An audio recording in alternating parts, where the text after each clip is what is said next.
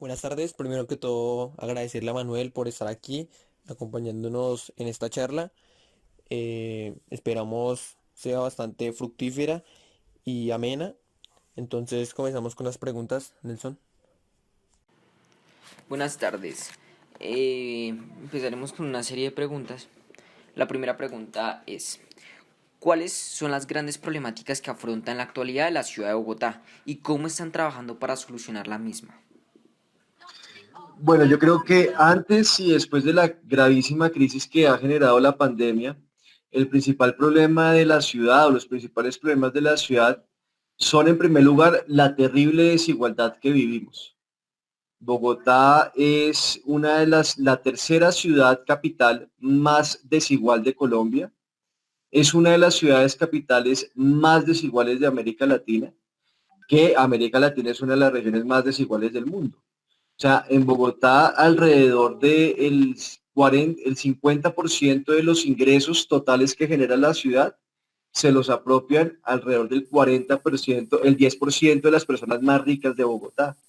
Estamos hablando de una concentración enorme de la riqueza, lo que refleja también una pobreza y unas necesidades insatisfechas en toda la ciudad y gente que sufre mucho. O sea, cuando uno menciona que Bogotá es una de las ciudades más desiguales, en el fondo lo que está diciendo es que hay una enorme cantidad de familias que sufren muchísimo, desde personas que no tienen con qué comer o familias que no tienen con qué comer las tres comidas del día, hasta familias de capas medias que hacen un esfuerzo muy grande y que tienen muchas dificultades para pagarse la salud o para pagarse el estudio de sus hijos.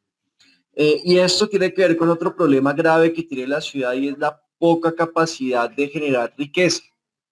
En una sociedad actual, en una sociedad moderna, para tener una sociedad en donde se les garantice un nivel de vida elevado a sus ciudadanos y a sus ciudadanas, las sociedades tienen que cumplir con dos características. En primer lugar, distribuir equitativamente la riqueza, pero además producir harta riqueza. Porque si una ciudad o una sociedad produce muy poca riqueza, así la distribuya muy equitativamente entre todas las personas van a vivir muy mal. Porque para poder satisfacer todas sus necesidades, se requiere que una sociedad produzca bastante riqueza. Y cuando yo hago lo de producir riqueza, me refiero a la producción de bienes y servicios que necesitamos las personas para vivir dignamente. Y Bogotá no solamente es una ciudad donde se concentra muchísimo la riqueza, sino también es una sociedad o una ciudad que produce muy poca riqueza. En términos económicos, el nivel de desarrollo económico de una sociedad se mide a través de un indicador que se llama el PIB per cápita. El PIB per cápita mide en promedio cuánta riqueza genera al año cada persona en una ciudad. En el caso de Bogotá, el PIB per cápita en Bogotá es alrededor de $10,000 al año. O sea, en promedio, cada bogotano y cada bogotana al año genera $10,000 en riqueza. Para que ustedes vean que es una cifra muy insignificante, las ciudades como Buenos Aires o como Montevideo, que hacen parte de nuestra región, su PIB per cápita supera los $20,000 al año, o sea, el doble que el de Bogotá. Pero si nos vamos a otras ciudades como ciudades europeas, Nueva York o ciudades en el continente asiático, su PIB per cápita fácilmente supera los $60,000, 3 veces más de riqueza de lo que produce una ciudad como Bogotá. Entonces tenemos esos dos problemas, que eso se deriva en toda una serie de problemáticas muy graves, porque si no se genera riqueza, si hay una mala distribución de esa poca riqueza que se genera, eso se va a materializar en otro tipo de dificultades, como por ejemplo la inseguridad. Está demostrado que la inseguridad tiene como causa principal un problema grave de desempleo, un problema grave de pobreza, de desigualdad, como lo han señalado distintos estudios. Si no generamos la riqueza suficiente, el Estado no va a tener los recursos para invertir en la infraestructura que requiere nuestro sistema de movilidad. Se habla mucho de las líneas de metro de la ciudad, pero si el Estado no tiene plata, ¿con qué carajos va a pagar las líneas de metro? Y para que tenga plata tiene que recoger bastantes impuestos. Y para recoger bastantes impuestos, pues tiene que tener una economía desarrollada. Entonces, frente a esta situación, ¿qué es lo que se está haciendo? Y pues sobre todo ahora en la crisis, yo creo que con la nueva administración hay un cambio de visión importante o significativo en cierto tipo de políticas y se está planteando desde el punto de vista económico un mayor énfasis de políticas del Estado para apoyar a las MIPIMES, a las micro, pequeñas y medianas empresas en la ciudad que generan el 80% de la ciudad a través de distintos programas. Un programa, por ejemplo, los créditos blancos, que el distrito establezca una serie de mecanismos de financiación que le permita a las pequeñas empresas acceder a créditos con intereses más bajos que los intereses que les cobran los bancos de Luis Carlos Sarmiento Angulo, por ejemplo. Un programa de compras públicas en donde el distrito, cuando vaya a adquirir un bien, para adquirirlo, prefiera y privilegie comprárselo a las MIPIMES que están ubicadas en la ciudad. Y tiene una serie de programas sociales, de políticas sociales, para mejorar la distribución de la riqueza. Entre otras, por ejemplo, algo que se creó hace poco, que es el Sistema Distrital de Cuidado, que es un programa bien significativo, bien importante, bien avanzado, que busca que el distrito tenga una serie de políticas que además de otorgarle o ofrecerle a los ciudadanos una serie de servicios importantes, este sistema distrital de cuidado también permitiría reducir la desigualdad entre hombres y mujeres. Yo creo que eso es una visión importante, ya el reto es materializarla y que se concreten avances para mejorar la calidad de vida de quienes habitan en la ciudad.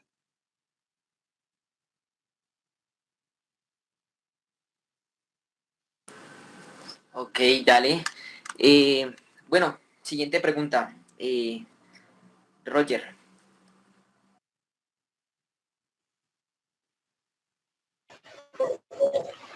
Buenas tardes. Pues la segunda pregunta es, ¿a Bogotá le depara un futuro igual o mejor que Medellín para los próximos años? O sea, es decir, muchas veces los paisas dicen que Medellín es la ciudad más, por decirlo así, desarrollada de Colombia, pero la capital es Bogotá. Entonces, pues en los próximos años, Bogotá va a desarrollarse hasta el punto de igualar a Medellín y superarla, o de lo contrario va a seguir en decadencia. No, yo creo que con lo que estamos viviendo en este gobierno, sí hay por lo menos una intención muy marcada en cambiar el modelo de ciudad que se ha impuesto en Bogotá en los últimos años y que la ha llevado a ese atraso que ustedes mencionan. Con el plan de desarrollo que aprobó Claudio, o que aprobó el Consejo y que propuso Claudia López, es un plan de desarrollo que tiene una serie de políticas que si se materializan y continúan en el tiempo, se podrían reducir esa brecha que nos lleva a Medellín, incluso podríamos superar a Medellín. ¿Qué tipo de políticas? Una de las símbolos del avance de Medellín y que con el que comparan a Bogotá es el tema del metro. En el plan de desarrollo de Claudia López se plantea sustituir esa pésima idea de que el sistema de movilidad se base en troncales de Transmilenio, cambiarlo por una idea en donde sea una red de metros el que sea la base del sistema de movilidad de la ciudad. Por eso en ese plan de desarrollo está planteada la construcción de una segunda línea de metro y también la recuperación de los corredores férreos que atraviesan la ciudad. De esta manera se podría transitar y de manera progresiva a una ciudad cuya columna vertebral de su sistema de movilidad sea un sistema de metro y no sea el sistema de Transmilenio. Y esto haría que Bogotá superara lo que tiene que ver con sistemas de transporte a ciudades como Medellín. Yo creo que eso es bien positivo en ese sentido. Y en políticas públicas que no tiene Medellín y que Bogotá está innovando, como lo que les acabo de contar del sistema distrital de cuidado. Les explico un poco más en qué consiste este programa. Una de las grandes causas de la desigualdad entre hombres y mujeres es que las mujeres históricamente han tenido que quedarse en la cocina cuidando a los niños, cuidando a los ancianos, etcétera, etcétera. No sé si alguna de las mamás de ustedes es ama de casa. Mi mamá es ama de casa. Cuando yo tenía la edad de ustedes y me preguntaban qué hace su mamá, yo decía nada. Ella no trabaja. Y resulta que eso es una visión muy equivocada porque las mujeres que trabajan en la casa sí realizan un trabajo que es muy duro. Cocinar, lavar, planchar, madrugar, estar atento de esto, cuidar y todo. Y es un trabajo no remunerado. Entonces, lo que busca el sistema distrital de cuidado es reconocerle a las mujeres ese trabajo que realizan y tiene como propósito que el Estado asuma una serie de obligaciones y que varios de esos servicios de cuidado los asuma el Estado. Que el Estado, por ejemplo, preste servicios para cuidar a los ancianos o para cuidar a los niños más pequeños. Esto permitiría que a las mujeres se les descargue de esas tareas y de esta manera, por ejemplo, las mujeres puedan salir al mercado laboral, no tengan que quedarse en la casa cocinando. Y eso igualaría un poco la balanza, equilibraría una balanza entre hombres y mujeres. Este es un sistema que no existe en Colombia, en ninguna ciudad de Colombia, que quedó creado o que se creó en el plan de desarrollo de Claudia López, que si se logra materializar de manera correcta, va a quedar como un gran legado para la ciudad y sería una política pública con la cual podríamos superar a otras ciudades como Medellín.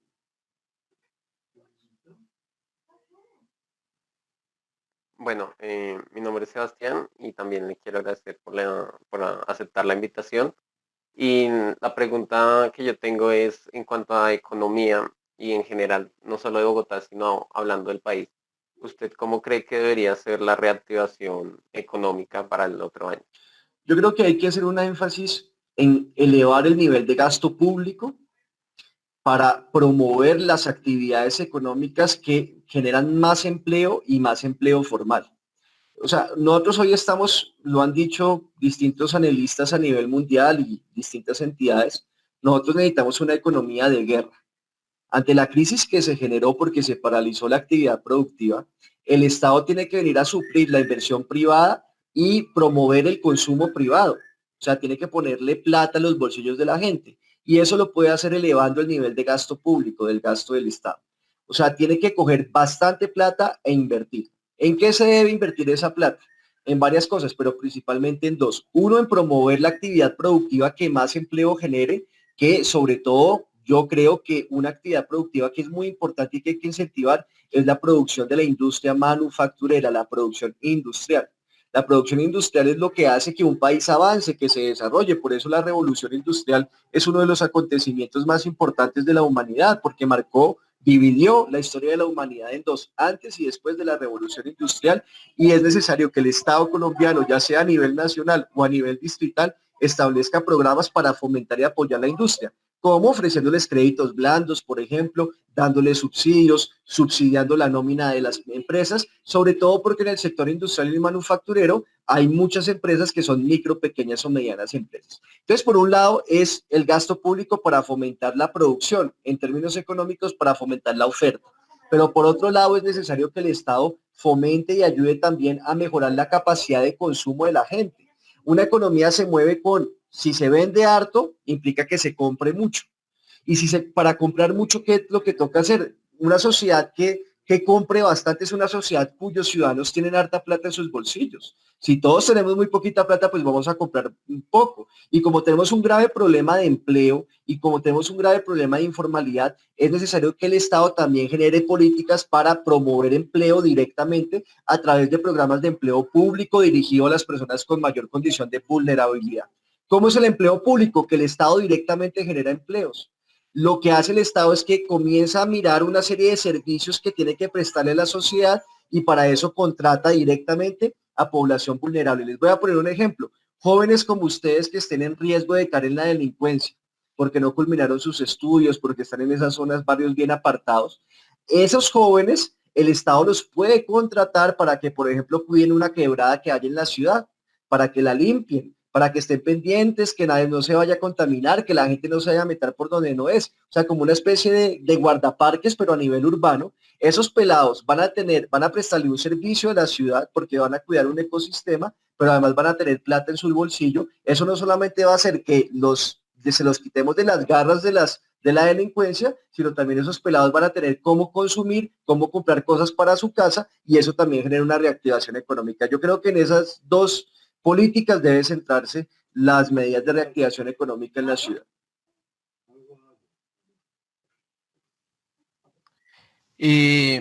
Como bien nombrado ahorita, pues Bogotá está presentando varios problemas y más con esta crisis que obviamente nadie se esperaba como fue la pandemia, pero son los problemas que han venido aumentando, la inseguridad, la falta de apoyo, como usted nombraba, a las pymes y pues tampoco el apoyo a la educación pública.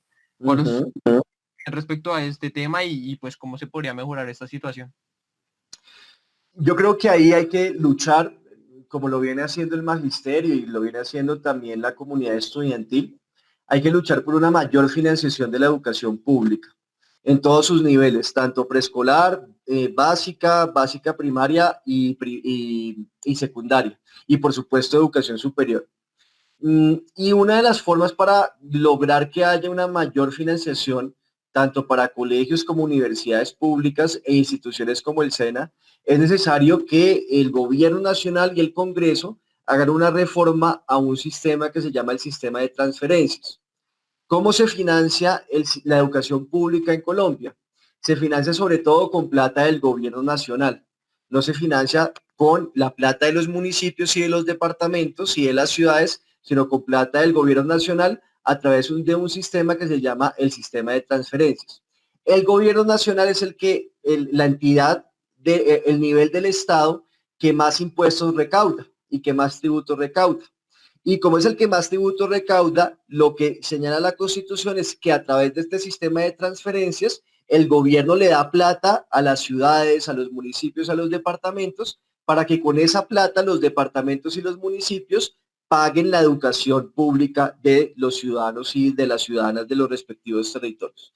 ¿El problema cuál es? Que desde hace alrededor de 30 años, la plata que la nación le transfiere a los municipios y departamentos se viene reduciendo el monto. En el año 2000, después de una grave crisis que vivió el país, ustedes no sé si la han visto, es una crisis que se llamó la crisis del UPAC, que fue muy grave, una crisis económica. El gobierno nacional de ese momento, que era de Andrés Pastrana, el presidente, y Juan Manuel Santos era el ministro de Hacienda, firmó un acuerdo con el Fondo Monetario Internacional. El Fondo Monetario Internacional es uno de esos bancos a nivel mundial manejado por las grandes potencias del mundo, comenzando por Estados Unidos, que es un instrumento para imponerle a los países pobres como Colombia las políticas que le sirven a las grandes potencias. Es un instrumento de dominación neocolonial, porque el colonialismo no se ha eliminado, no sigue persistiendo en el mundo, y por eso podemos ver distintos ejemplos como las invasiones que hace Estados Unidos a países como Irak. El caso fue que el gobierno de Pastrana en ese momento, muy arrodillado, le dijo al Fondo Monetario Internacional que a cambio de que el Fondo Monetario le prestara unos dólares al país, ellos iban a hacer una reforma al sistema de transferencias. Y le recortó las transferencias, o sea, redujo el monto de la plata que la nación le transfiere a los municipios y departamentos para pagar la educación pública. Entonces hay una desfinanciación de la educación pública, eso fue en el año 2000. Después en el año 2005 llegó don Álvaro Uribe Vélez y en el año 2005 volvió a hacer otro recorte de las transferencias, volvió a reducir el monto que la nación le da en transferencias a municipios y departamentos. Y en estos 30 años, a través de ese tipo de reformas, el gobierno nacional le ha quitado a la educación pública del país más de 80 billones de pesos, billones con B de billete. Bajo un sistema como este es imposible tener educación pública con alta cobertura y de buena calidad. Entonces, ¿qué es lo que se tiene que hacer? Se tiene que luchar para revertir esas reformas que se hicieron en el gobierno de Pastrana y en el gobierno de Uribe y que todavía se aplican, para que la nación vuelva a asumir su responsabilidad y eleve el monto de recursos que le transfiere a municipios y departamentos para invertir en educación pública. Sin una buena financiación es imposible salir de la crisis que también tenemos en materia educativa. Cambiando un poco de tema, una pregunta que a mí me surgió en el momento en que pasó eso, de la creación del movimiento político de Dignidad. Yo sí quería preguntarle por qué se desligaron del partido político Polo Democrático y por qué surge el movimiento político Dignidad y qué se espera a futuro con este. Tuvimos varias diferencias dentro del Polo que ya llevábamos bastante tiempo. Yo milité en el Polo desde que lo fundamos. Yo fui fundador del Polo Joven, de la organización juvenil del Polo, y para mí pues fue triste salirnos del Polo. No crean que fue fácil, porque pues era mi partido y el partido que yo ayudé a construir y a crear. Sin embargo, tuvimos muchas diferencias, sobre todo en visiones o en concepciones de la política, no tanto de la política electoral, sino de algunas líneas políticas. Los sectores que hoy son mayoritarios del Polo no le dan tanta importancia a la necesidad de buscar defender la producción nacional y el empresariado nacional. En eso creo que tenemos una diferencia. Quienes nos salimos del Polo, personas como Robledo, como yo, consideramos que una de las posiciones claves de un partido democrático debe ser defender no solamente a los trabajadores y campesinos, sino también defender al empresariado nacional, la producción nacional. por lo mismo que les explicaba al principio de esta entrevista. Colombia es un país muy atrasado y si nosotros no hacemos que Colombia se desarrolle desde el punto de vista económico, genere empleo formal y demás atributos que genera el crecimiento económico, pues va a ser imposible resolver nuestros problemas. Entonces ese tipo de diferencias que también nos llevan a tomar la decisión de salirnos del polo y de plantear la construcción de un nuevo partido que se llama de dignidad. Bueno, pues ya que estamos como en el plano de la política nacional, pues yo tenía otra pregunta, o sea, teniendo en cuenta su cercanía con Jorge Robledo, su merced, considera que él va a ser candidato presidencial en el 2022. Yo creo que sí. ¿Cree que va a haber una coalición con otros candidatos alternativos? Jorge Robledo se distanció de Gustavo Petro, que también es un alternativo. Yo creo que Robledo es muy probable que sea candidato presidencial. Eso lo tendrá que definir también Dignidad, el nuevo partido, con sus normas internas de funcionamiento y de acuerdo con sus órganos de decisión. Y lo más probable, creo, es que Robledo vaya a una consulta con distintas fuerzas que hacen parte de lo que denominamos sectores alternativos o democráticos, para que entre todas esas fuerzas se elija un solo candidato que vaya a pelear a las elecciones. Yo creo que esa es como la intención que se ha manifestado. No es fácil, hay candidatos como Gustavo Petro que son muy difíciles, que es difícil llegar a acuerdos con este tipo de fuerzas, pero bueno, se va a hacer un diálogo amplio y yo creo que democrático para llegar a acuerdos y hacer una consulta de la cual salga un solo candidato presidencial.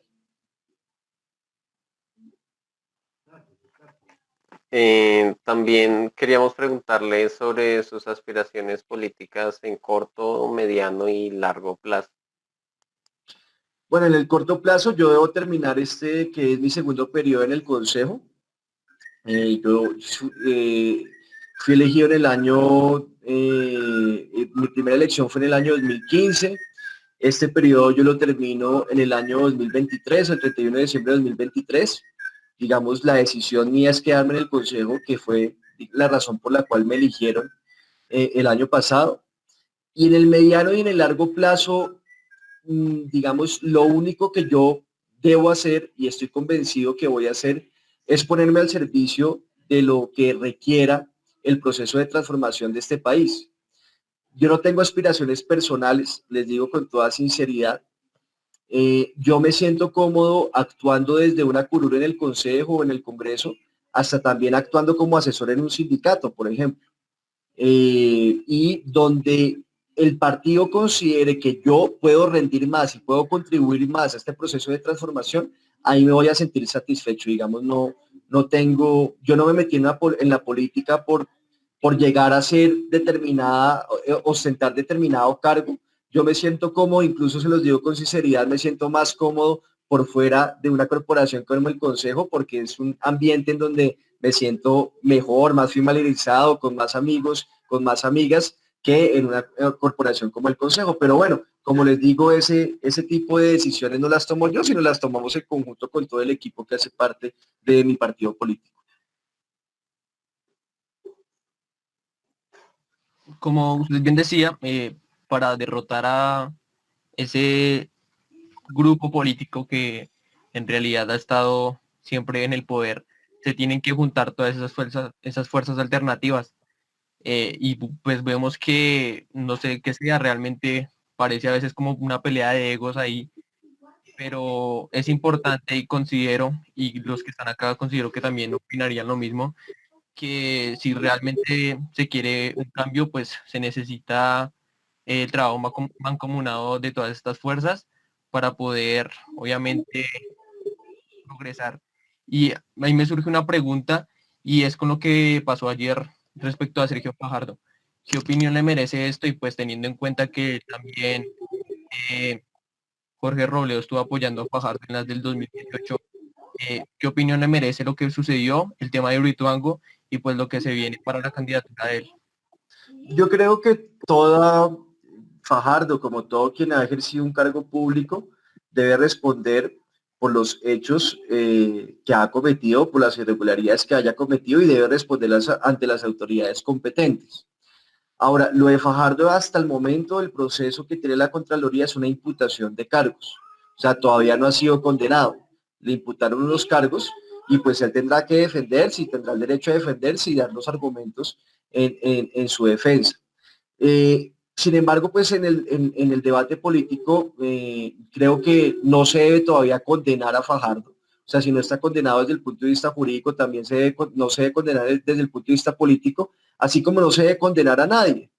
A mí me parece contradictoria la posición que, por ejemplo, asumió Gustavo Petro frente a este caso, porque él ya prácticamente lo condenaba y decía que ahí estaba la prueba que Fajardo era un corrupto y que él tenía la razón. Pues bajo ese mismo criterio yo podría decir entonces también que Petro es un corrupto por el tema del video de las bolsas, que él estaba recibiendo unos fajos de billetes y los metía en una bolsa por allá en un sitio todo secreto, todos en un cuarto todo oscuro. Pues él está siendo investigado por la Corte Suprema por esos hechos. No ha sido condenado, tiene una investigación. Sería muy irresponsable de mi parte decir que entonces él ya es responsable de un delito o que es un corrupto por eso, porque tendrá que terminar todo el proceso ante la Corte Suprema de Justicia.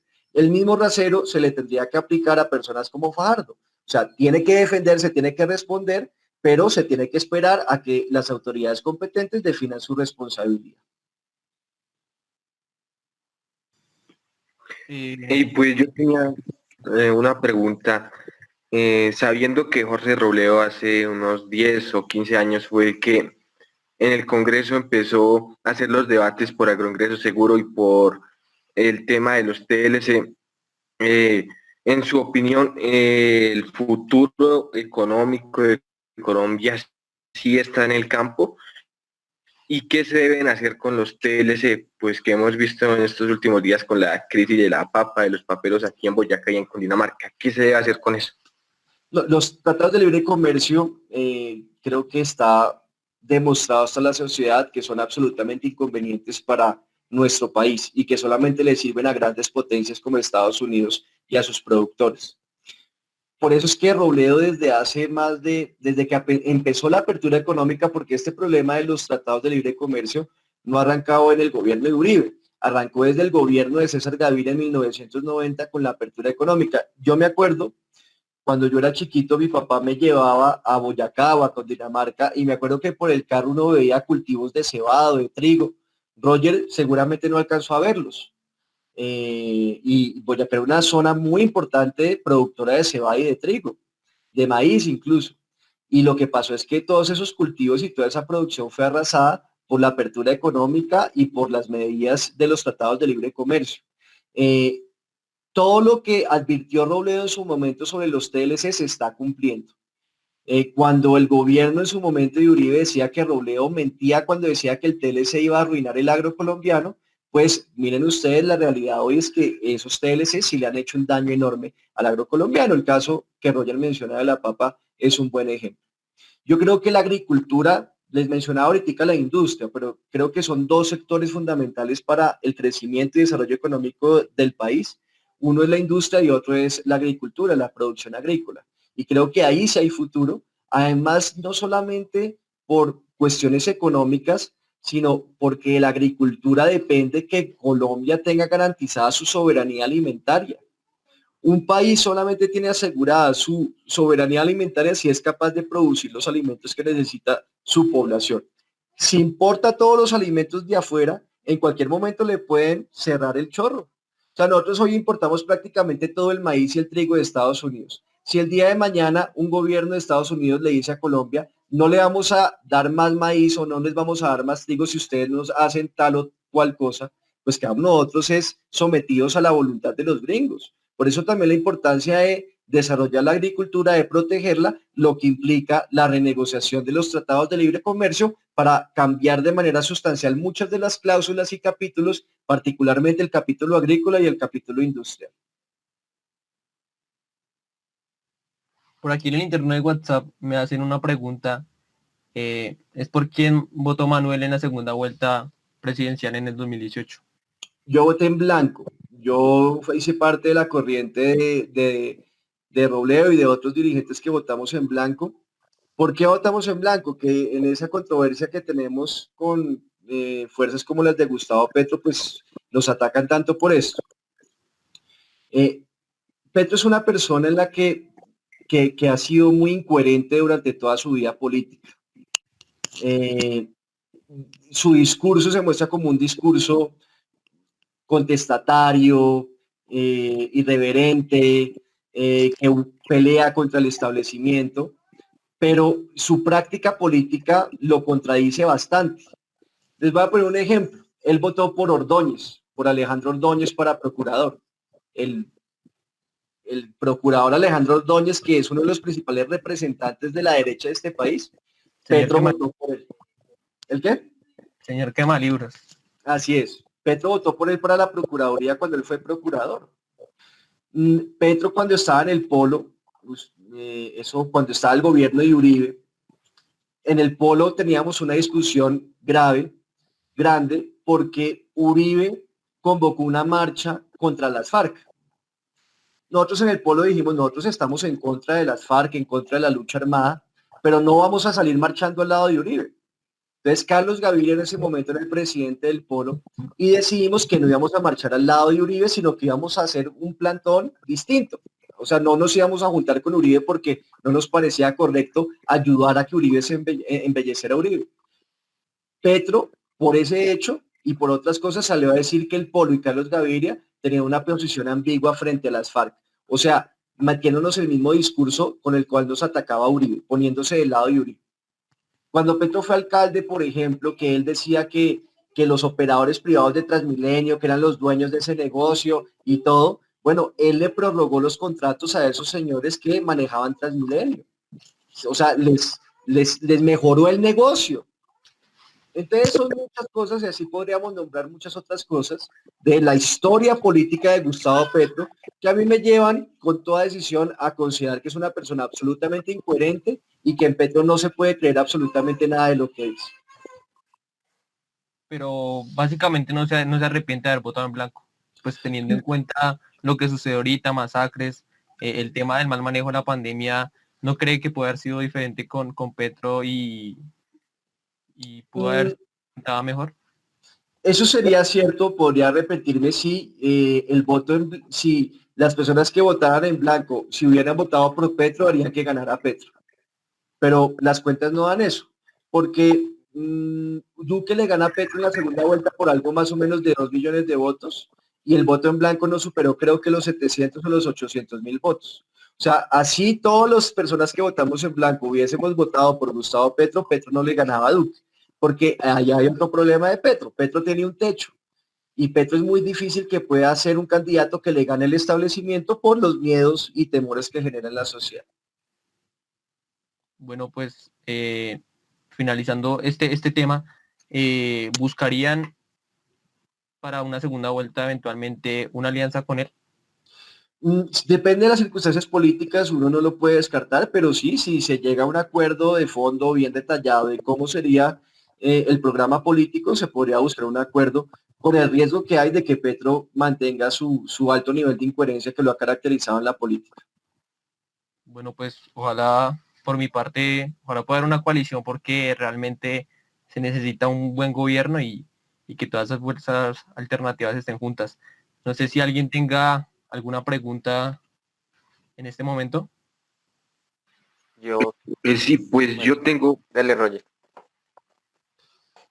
pues una pregunta relacionada con la seguridad. O sea, ya muchos de nosotros el próximo año pues salimos del colegio y aspiramos a irnos a estudiar a Bogotá. Pero un problema, por no decir el mayor problema de Bogotá, es la inseguridad. Entonces, pues, ¿qué se está haciendo desde el Consejo y desde la Alcaldía para reducir estos índices? O sea, teniendo en cuenta que la criminalidad no solo surge en el atraco, sino desde los barrios marginales cuando hay un niño que no tiene educación y todo esto. O sea, ¿qué se está haciendo para calmar un poquito el tema de la inseguridad? En el plan de desarrollo está planteada una política integral de seguridad que tiene que ser presentada dentro de 15 días a la ciudad por parte de la Secretaría de Seguridad. esa política integral tiene distintos componentes. No solamente es el componente policial, de vigilancia, de represivo, sino también un componente de mirar cuáles son las causas estructurales de la inseguridad, que algo mencionó Roger, como por ejemplo el alto nivel de desempleo, especialmente el desempleo entre los jóvenes. Los jóvenes hoy en la ciudad están siendo víctimas de la inseguridad y de la delincuencia, no solamente porque los atracan, los roban, le roban la bicicleta, los apuñalan, sino también porque son reclutados por organizaciones criminales que se aprovechan de su situación socioeconómica.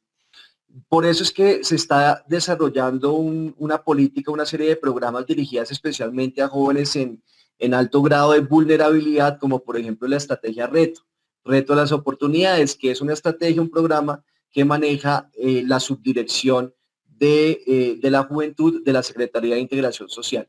Es una estrategia en donde mediante estrategias territoriales se va buscando casa por casa a los jóvenes de los barrios más marginales y se les ofrecen una serie de oportunidades, incluido trabajo y educación.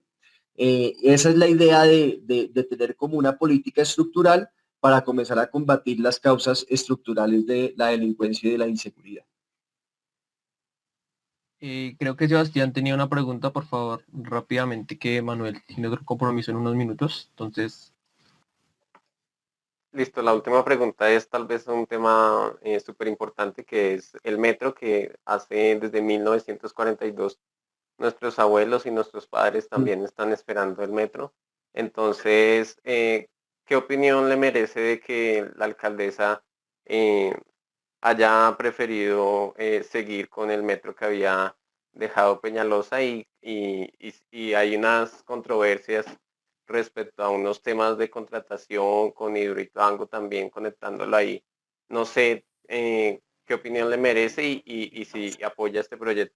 y añado algo pequeño, perdón, es lo de las troncales de Transmilenio que se habían dicho en un inicio que no, y que ahora vemos que se están planeando y todo, y lo que han criticado el corredor verde de la séptima. Comienzo por lo del metro. Yo no estoy de acuerdo con el proyecto del metro elevado. Me parece que tiene una serie de problemas urbanísticos, su capacidad de transporte, los problemas y irregularidades también en su contratación. Frente a la decisión de Claudia López de darle continuidad, yo creo que hay que tener una consideración en eso. Y en la política uno no puede analizar los temas simplemente desde el punto de vista pasional, sino también de acuerdo con la razón. Un gobernante no puede hacer lo que se le dé la gana. Cuando decimos que estamos en un Estado de Derecho, la principal consecuencia de decir que respetamos y defendemos el Estado de Derecho es que el gobernante solamente puede hacer lo que la ley le permite hacer. Cuando Claudia López llega y se posesiona como alcaldesa el 1 de enero de este año, Peñalosa, su antecesor, ya había firmado el contrato del metro elevado. O sea, ya es un contrato firmado. Cuando hay un contrato público ya firmado, la ley le impide, le prohíbe a un mandatario darle terminación de manera unilateral a ese contrato. La única forma de echar para atrás ese contrato y el proyecto que sustenta, que es el del metro elevado, es a través de una demanda que un juez se pronuncie y que señala que ese contrato es ilegal. No lo puede hacer de manera unilateral un mandatario o una mandataria. Entonces, cuando a Claudia López se le critica por parte de sectores también muy cercanos a Gustavo Petro, que le está dando continuidad al proyecto de Peñalosa, pues creo que esa crítica está absolutamente injustificada, porque plantearle a Claudia López que no le dé continuidad a ese proyecto sin cumplir con los requisitos legales implica decirle a Claudia López que viole la ley y que cometa prácticamente un delito, un prevaricato. Entonces, cuando uno mira las circunstancias concretas de ese proyecto, pues Peñalosa lo alcanzó a dejar tan amarrado a través de un contrato que no se puede echar para atrás de manera unilateral. Eso no quiere decir que yo esté de acuerdo con el proyecto, eso simplemente lo que estoy explicando es una realidad jurídica. Ahora, yo tengo demandado el proyecto y estoy esperando que el Consejo de Estado falle la demanda que yo interpuse o esperando que lo falle a favor. Si la falla a favor, pues el proyecto se cae porque es de verdad considero que es muy malo. Pero entonces, frente a esta realidad de que el contrato ya está firmado y que no se puede echar para atrás unilateralmente, ¿qué se puede hacer? ¿Qué sí se puede hacer? No darle continuidad al plan de movilidad de Enrique Peñalosa de llenar la ciudad de troncales de Transmilenio. que fue lo que acordamos en el programa de Claudia López con el cual ganó la alcaldía. Y ese programa para echar para atrás ese plan de Peñalosa de llenar la ciudad de troncales implicaba varias cosas. Por un lado, darle una expansión o construir una segunda línea de metro que llegue a Suba y Engativá, que conecte al centro de la ciudad con las localidades de Suba y Engativá. Eso lo viene cumpliendo Claudia López, ya sacó un estudio de cómo se podría hacer esa segunda línea de metro. Otra parte de ese acuerdo, de ese programa, es el de recuperar los corredores férreos, haciendo el Regiotram del Sur y el Regiotram del Norte, como se hizo el Regiotram de Occidente. Eso también lo viene cumpliendo Claudia López, que va en el plan de desarrollo y ha hecho una serie de estudios para materializar eso. Pero además, para cumplir con ese criterio, con ese programa que acordamos en la campaña y echar para atrás ese plan de Peñalosa, también acordamos que Claudia López, si ganaba, no debía adjudicar o continuar con una serie de troncales de Transmilenio que quería hacer Peñalosa. Esto sí lo ha venido incumpliendo Claudia López, porque Claudia López adjudicó el proyecto de la troncal de la 68, anunció hace unas semanas que también le iba a dar continuidad a la troncal de la calle 13, y el corredor de la séptima es en realidad una troncal de Transmilenio, así ella lo quiere denominar un corredor verde. Allá hay un incumplimiento grave, no solamente de sus compromisos de campaña, sino también de los acuerdos que hizo con quienes la apoyamos. Y en mi caso particular, pues yo no me he quedado callado, he sido crítico de este tipo de decisiones de Claudia López. Pero si uno es riguroso en el debate, no puede decir que Claudia López le está dando continuidad a todo el plan de movilidad de Peñalosa, porque Peñalosa quería pavimentar los corredores férreos para hacer troncales de Transmilenio. Claudia López viene avanzando para construir ahí los regiotrams, es decir, modos férreos, y viene avanzando para construir una segunda línea de metro, no con las características que quería Peñalosa, que era una línea elevada por encima del Transmilenio de la calle 80, sino con otras características que pues llevarían a que ese metro no sea un subordinado de Transmilenio. Muchos temas por tratar, por acá me comentan varios, pero pues el tiempo es corto y no nos queda nada más que agradecerle a Manuel realmente por este espacio. No sé si tenga algún comentario final sobre cómo le pareció la charla del grupo y pues esperamos también tenerlo a futuro también aquí compartiendo otro rato. Chévere, de nuevo agradecerles por la invitación, me gustó, me pareció muy interesante. Quiero felicitarlas por ese interés que le están metiendo a los asuntos públicos. Necesitamos que más jóvenes tengan esa actitud de ustedes, que sepan que a pesar de las muchas dificultades y las complejidades de esta realidad que nos tocó vivir, pues que nos corresponde a nosotros transformarla y cambiarla por el bien de este país y de quienes vivimos en este territorio. Entonces, muchas gracias de nuevo y mis felicitaciones por este ejercicio que hacen. Y bueno, a la espera de otra invitación, ojalá me puedan volver a invitar. Claro, sí, señor. Muchas gracias también a todos los que participaron, a Manuel, nuevamente agradecerle. Seguimos siguiendo su trabajo, por lo menos yo. Y pues, no siendo más, feliz noche para todos. Muchas feliz gracias. Noche, que estén muy bien. Muchas gracias a ustedes. Hasta luego, gracias. Feliz noche.